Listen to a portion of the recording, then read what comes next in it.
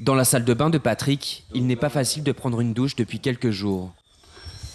Voilà, donc là, ça c'est la douche. Et puis, un peu, si vous voulez de l'eau, en fait, eh bien, vous baissez, vous remplissez dans le seau et vous vous douchez voilà, avec une gamelle.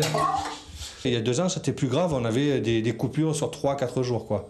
Donc là, ça avait été encore plus grave. Là, aujourd'hui, on a quand même un filet d'eau par moment. On arrive à remplir des bassines. Mais il y a 2 ans, c'était carrément 3-4 jours sans eau, quoi. Donc là, il fallait aller au cric chercher de l'eau, quoi. C'est un problème récurrent dans la capitale de l'Ouest et qui commence à agacer certains riverains. Au pied du réservoir des Malgaches, ils s'insurgent de ne plus avoir d'eau alors qu'ils habitent à quelques centaines de mètres du château d'eau. C'est encore pire qu'avant, en fait. Pire qu'avant, parce qu'avant, on avait des coupures. De temps en temps, saison sèche, parce que c'était la saison sèche, on avait des coupures. Et là, ça fait 2 mois, on ne dit rien. Hein. C'est vrai, on n'a rien dit. On était cool. Pendant 2 mois, on nous coupe l'eau le soir, juste à l'heure du repas, à l'heure des douches. Et puis là, ça s'est amplifié. Plusieurs habitations sont touchées par ces coupures, mais aussi des établissements scolaires.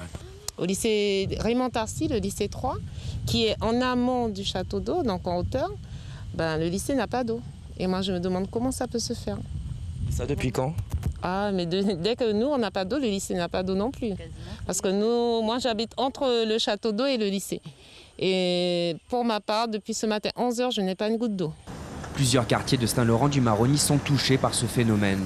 Depuis vendredi, plusieurs équipes de la Société guyanaise des eaux sont déployées pour des recherches de fuite. Au niveau de la production de l'eau, il n'y a pas de problème de production d'eau sur la ville de Saint-Laurent-du-Maroni. L'unité de production est en capacité de répondre à la consommation du réseau. C'est surtout au niveau de la consommation du réseau, quand on a les surconsommations entraînées par ce genre de phénomène-là, fuite ou branchements illégaux, sauvages sur le réseau de distribution, nous impactent fortement pour la distribution de l'eau. Avec une démographie qui ne cesse d'augmenter et les besoins en eau avec, un futur réservoir d'eau de 3000 m3 doit être construit d'ici mai 2022, ainsi qu'une station de pompage pour redonner de la pression dans les foyers saint-laurentais.